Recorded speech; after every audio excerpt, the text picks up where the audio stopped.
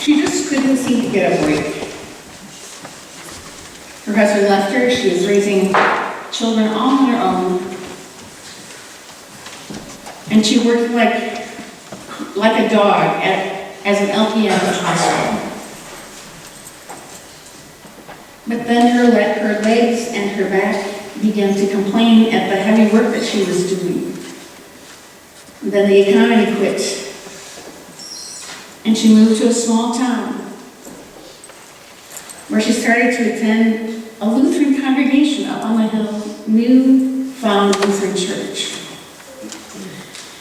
She decided she needed to do something, so she went back to tending bar like she did before she studied to be a nurse.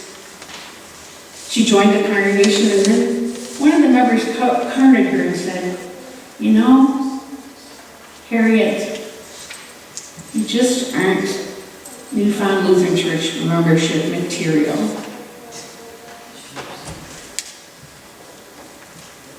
Can you believe it? It's true. I heard that story, well, I made up a little bit of the details, but she was an LPN and she was tending bar, and she couldn't get a break. I heard the story at my interim pastor's gathering. One of my colleagues had that situation happen in the congregation.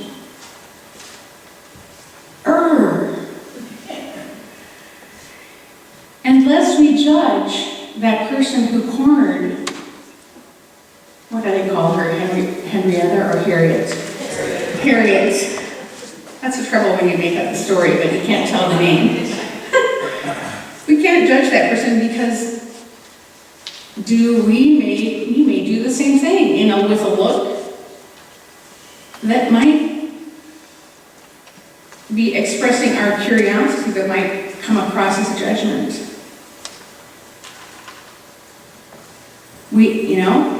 Who's to say, who among us doesn't make judgments? We all make judgments.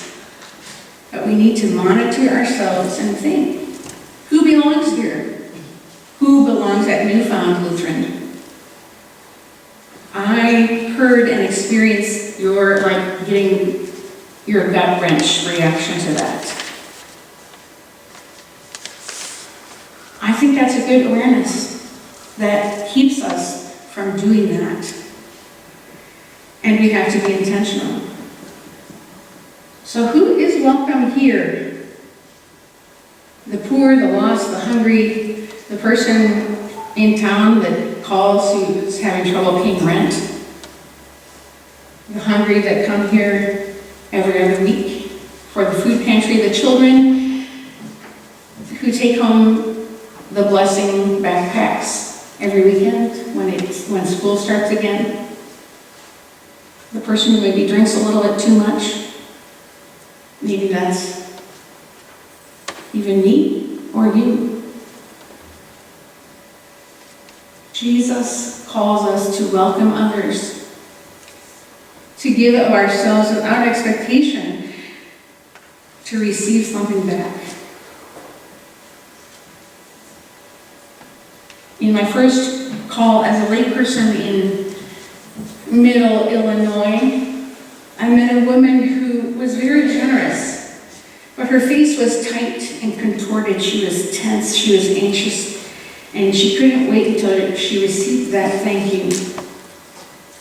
And then she relaxed.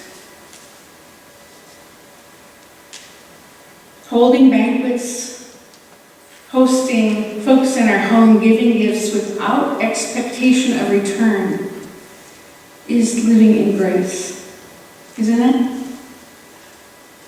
It's living in grace. And sometimes when following the rules of etiquette keep us from entering into that grace, that gift is a shell of what it could be, isn't it? Why do we do that?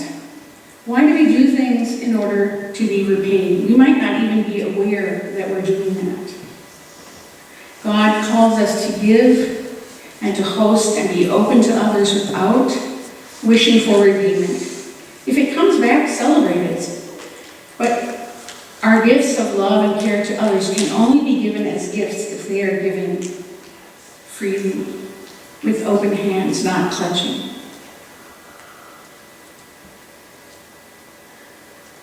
But we do invite our friends and neighbors. What needs to happen within us for us to be comfortable to invite those who can't repay? To invite those who might smell bad, have ratty clothing, work at the bar, sit at the bar. What helps us to be open-hearted? What do you think? Ideas?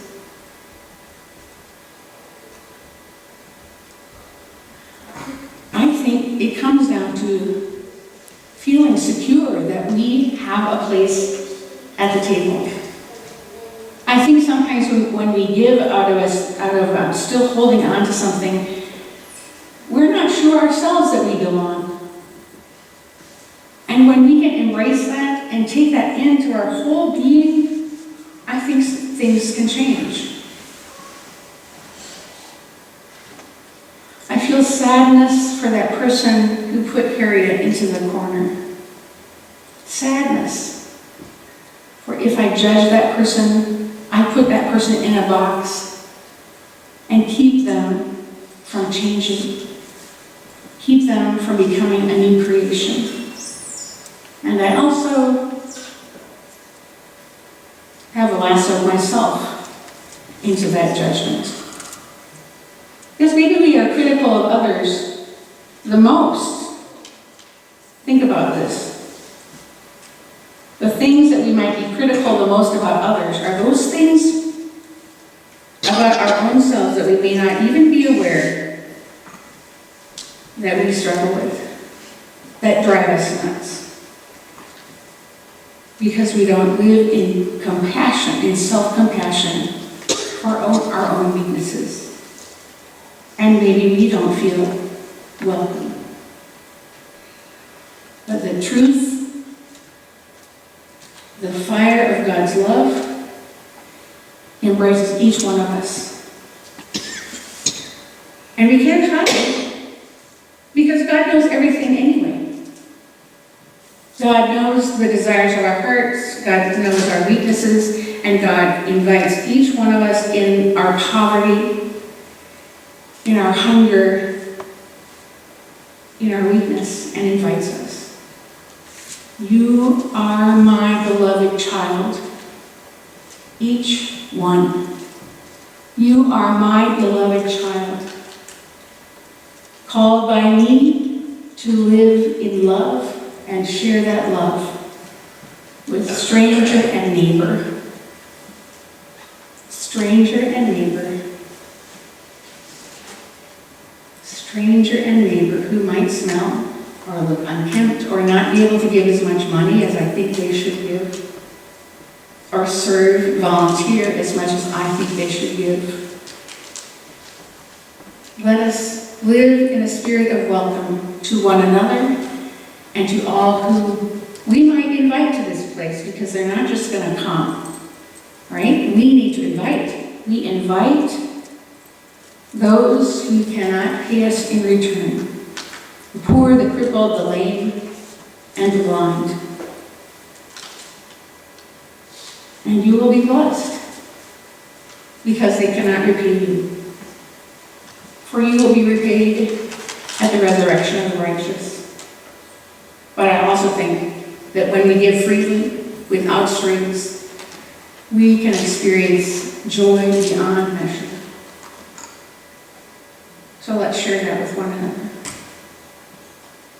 And not say, hey, you there, you're not New Hope Lutheran material, with our words or with our actions. So let us live in the generosity and hospitality of the one who saves us from ourselves and who loves us fully, wholly, truly, always, forever and ever and beyond. Amen.